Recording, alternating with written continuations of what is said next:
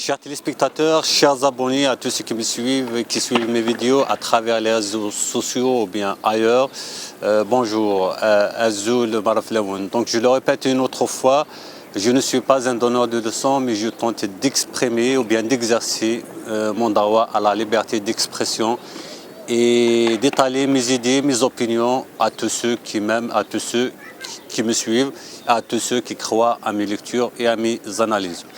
Aujourd'hui, je vais tenter de traiter, bien d'entamer avec vous un sujet sensible relatif à la politique en Algérie, à l'un des événements majeurs de l'histoire de l'Algérie, qui sont les élections, les fameuses élections de 1991, mais aussi ce qui s'est passé par la suite, à savoir ce qu'on appelle l'arrêt du processus électoral, ou bien certains d'autres, ils peuvent l'appeler, ou bien ils veulent l'appeler le coup d'État de janvier 1992.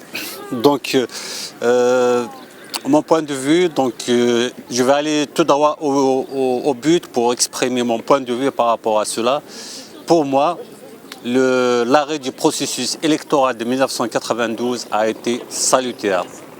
Pourquoi a été salutaire? Parce que l'Algérie allait se diriger vers le chaos, vers la disparition en tant que la République.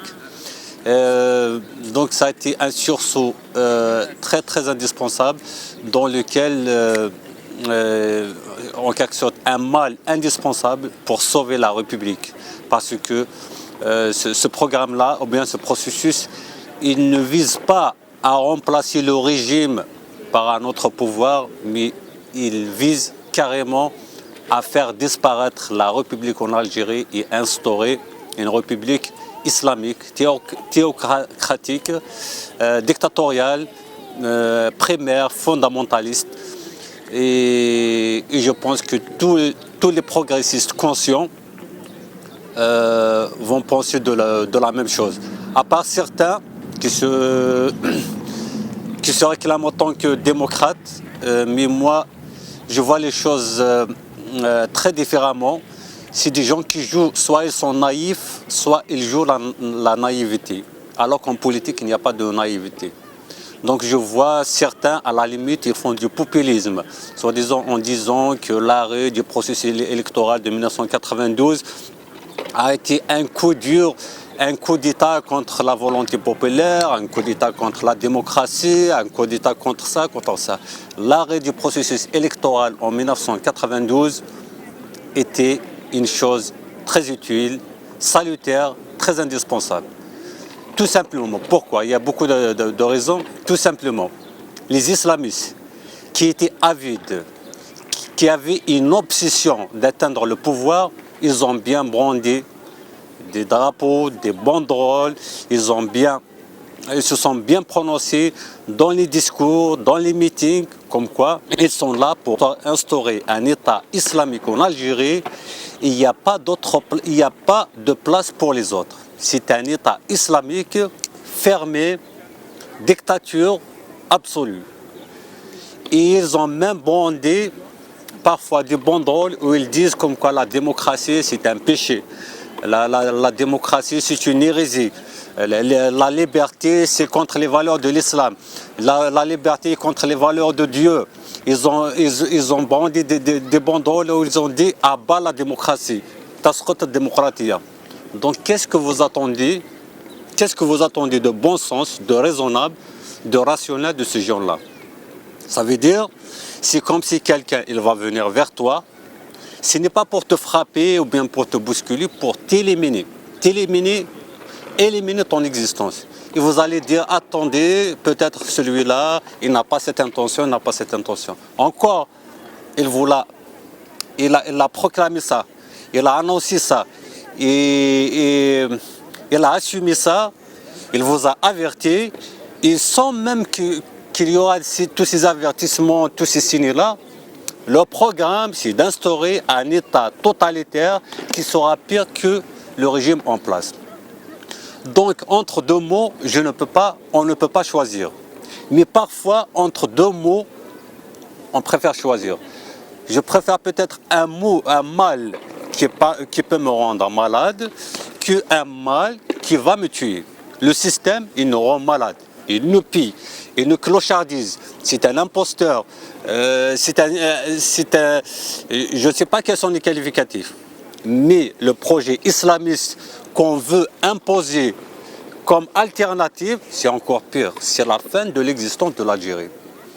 Et cette mouvance islamique en Algérie, qui était le Front islamique du salut, le fils, qu'est-ce qu'il a fait?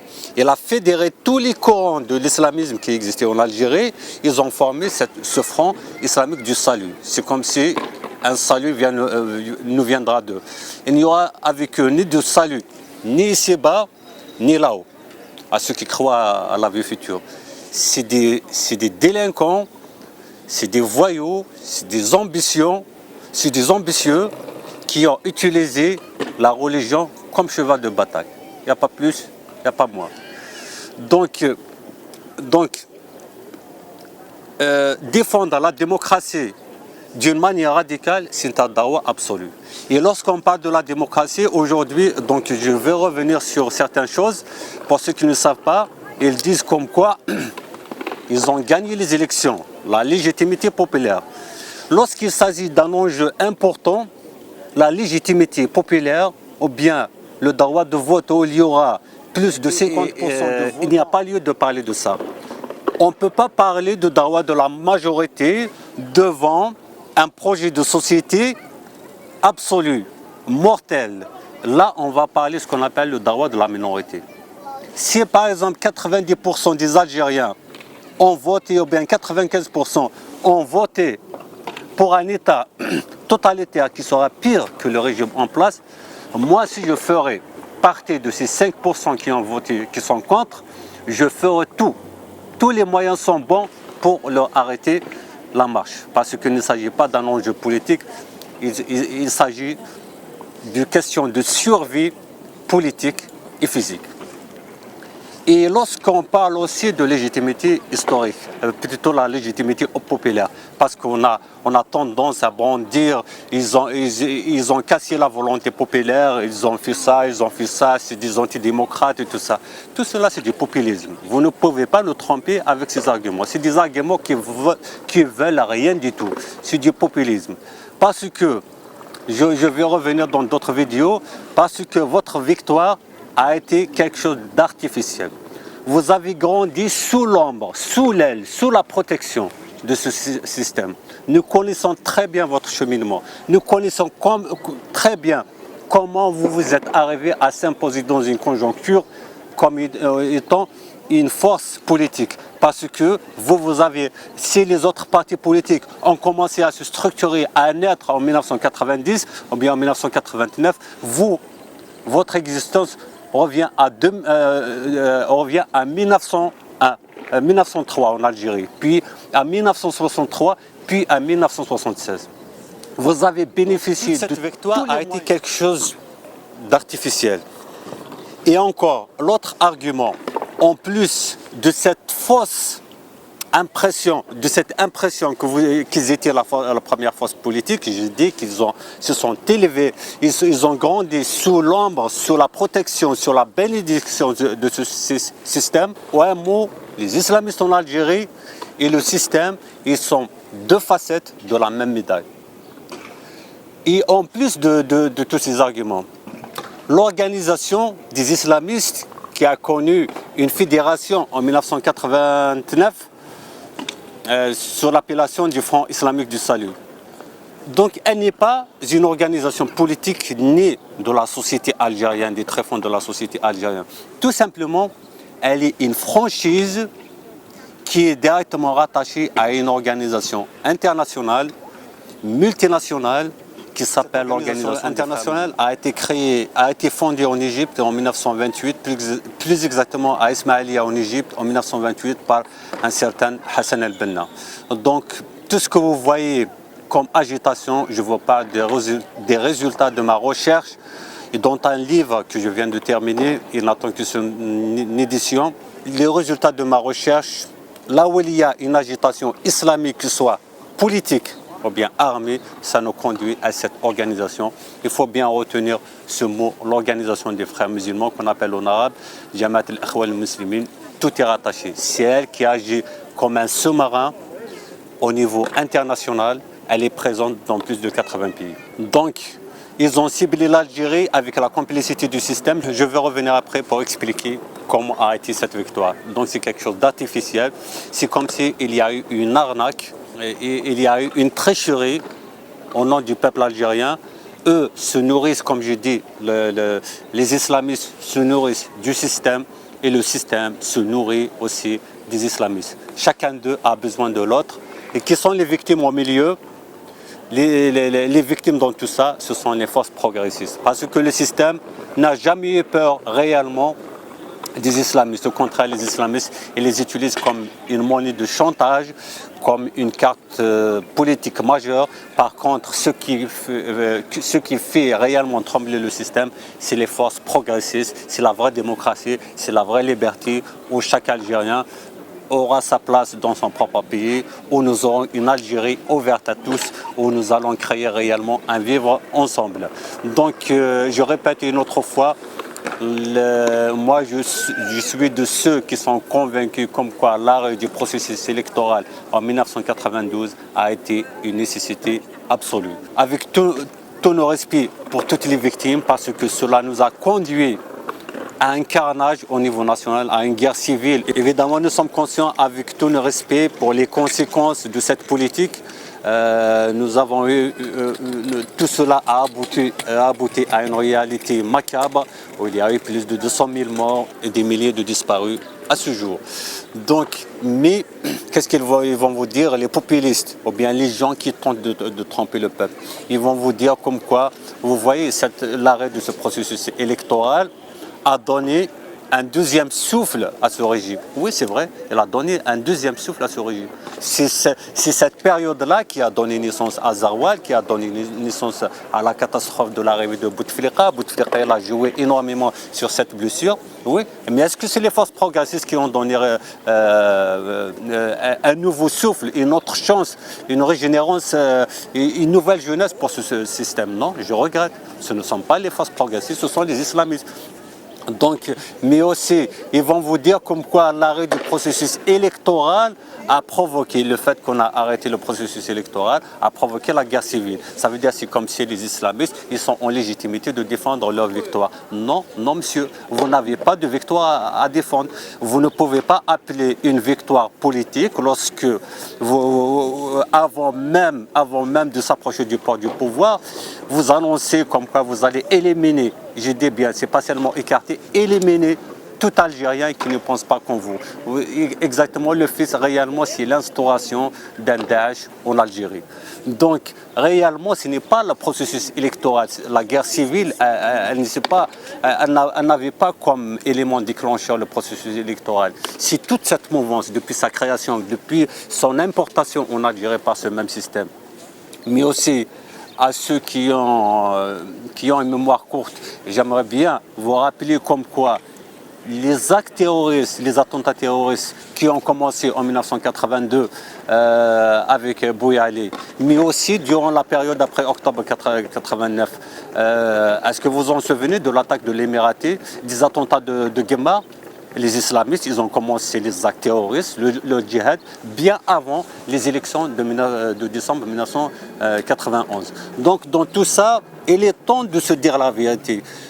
Vous ne pouvez pas, on ne va pas vous laisser, on ne va pas vous dire comme quoi nous allons vous exclure de l'Algérie. L'Algérie, c'est aussi votre pays, c'est votre place. Je ne suis pas, lorsque je me retrouve devant un islamiste ou bien des islamistes, lorsque je me retrouve devant un islamiste, ça ne veut pas dire que je déteste l'être, mais je déteste ses pensées. Le jour où cet individu, ou bien ce groupe d'individus, change leur façon de raisonner, leur façon de penser, leur projet, là je change avec eux. Donc l'Algérie, elle doit être un État neutre, ouvert à tous. Que celui qui a l'ambition d'atteindre le pouvoir, il y a les moyens, il y a les règles démocratiques. Parce que la démocratie, vous ne pouvez pas, on ne va pas vous laisser, vous allez nous prendre pour des gamins ou bien pour des enfants. Ça veut dire la démocratie, c'est une échelle. Vous allez l'utiliser et à la fin, vous allez casser cette même échelle. vous réclamez de la démocratie, vous utilisez la démocratie, alors qu'une fois que vous avez atteint le pouvoir, vous allez tuer cette même démocratie. Et peut-être me faire un bras d'honneur dessus. Non, ça ne marche pas comme ça, on n'est pas aussi naïf.